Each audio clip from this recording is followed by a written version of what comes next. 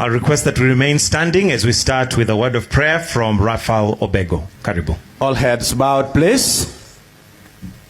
King of kings and Lord of lords, he who dwells in the heavenlies above, hallowed be thy name today and forevermore. It has behooved you to spare our lives, thus bringing us this far. We are gathered here for this conglomeration. We want to commit His Excellency, the President, into your hands.